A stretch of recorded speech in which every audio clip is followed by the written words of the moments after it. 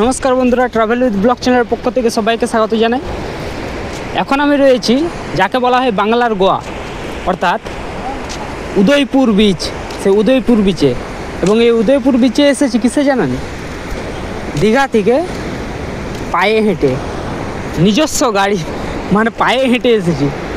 দীঘা থেকে যে marine drive রয়েছে, সেই মেরিন ড্রাইভে পুরো হেঁটে হেঁটে এসেছি, এবং হেঁটে হেঁটে এসে একদম এসেছি উদয়পুর বিচে, অর্থাৎ যাকে বলা হয় বাংলার গোয়া, গরিবের গোয়া। গরিব তো আর গোয়াতে যেতে পারে না, গরিব আসে এই উদয়পুর বিচে। আর এই জন্যে বলছি একে বলা হয় বাংলার গোয়া। এখনও কিন্তু দোকানপাট এখনও সমস্ত কিছু বন্ধ রয়েছে, এই খোলা আরম্ভ করছে, এই সামিয়ানা টাঙাচ্ছে, এই স্পিড বোটগুলো এলো, এই চেয়ার টিয়ার নিয়ে আসছে। এখনও কিন্তু সমস্ত দোকান বন্ধ রয়েছে, এই দেখুন এই সমস্ত দোকান বন্ধ রয়েছে। আর আমি এসেছি কোন রাস্তাটায় দেখাচ্ছি, দেখুন এক মিনিট, আমি এসেছি এই দেখুন রাস্তা, এই যে মেরিন ড্রাইভ, এই মেরিন ড্রাইভে হাঁটতে হাঁটতে হাঁটতে হাঁটতে একদম চলে এসেছি বাংলার গোয়াতে। এসে আমি পৌঁছে গেছি। অটোওয়ালা টোটোওয়ালাকে যখন জিজ্ঞাসা করি যে কত নেবেন, টোটোওয়ালারা বলে 150 টাকা, অটোওয়ালারা বলে 60 টাকা, কেউ বলে 100 টাকা। আর আমিও ভাবতে পারিনি যে এতটা হাঁটতে হাঁটতে চলে আসতে পারবো, কারণ হাঁটা শরীরের পক্ষে খুবই উপকার। কারণ আজ মানুষ হাঁটেনি বলেই, কোনো পরিশ্রমের কাজ মানুষ আজ করেনি বলেই মানুষ আজ এত রোগে জর্জরিত। আমিও সেই দীঘা থেকে হাঁটতে হাঁটতে চলে এলাম উদয়পুর বিচে। আবার এই হাঁটতে হাঁটতে যাচ্ছি সেই আমার দীঘাতে, যেখানে আমরা পিকনিক করছি। আজ হচ্ছে 27শে ডিসেম্বর, আর এই 27শে ডিসেম্বরে এসেছি দীঘা।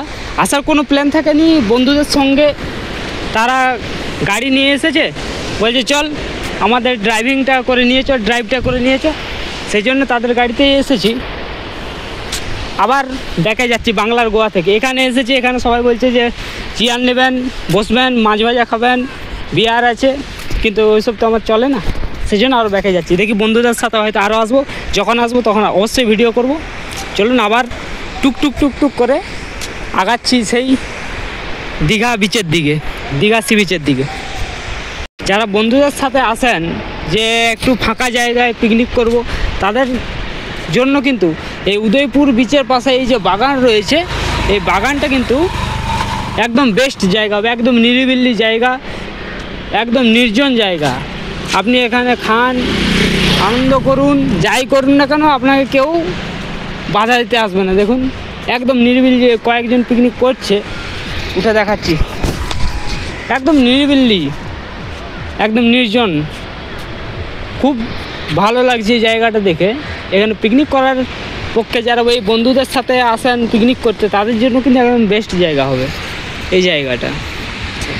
এই যে ওয়াচ টাওয়ারটা দেখতে পাচ্ছেন, এখানে একটা জিনিস দেখছি, যে ওয়াচ টাওয়ারটার কাছে যখনই আসছি তখন কিন্তু আমার ফোনে দুটো সিমের দুটো নেটওয়ার্ক, একটা নেটওয়ার্কও কাজ করছে না এইখানটায় এসে।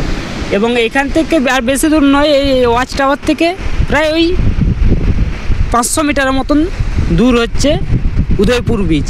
এবং এখান থেকে এদিকে আপনার প্রায় 1 থেকে 1.5 কিলোমিটার দীঘা সি বিচ এখান থেকে। তার মানে উদয়পুর থেকে আপনার দীঘা বিচ হচ্ছে প্রায় 2 কিলোমিটারের মতো, 1.5 থেকে 2 কিলোমিটার, আর বেশি নয়। হেঁটে আসুন, তো অটো টোটোকে পয়সা দিয়ে আসবেন নি, হেঁটে আসুন।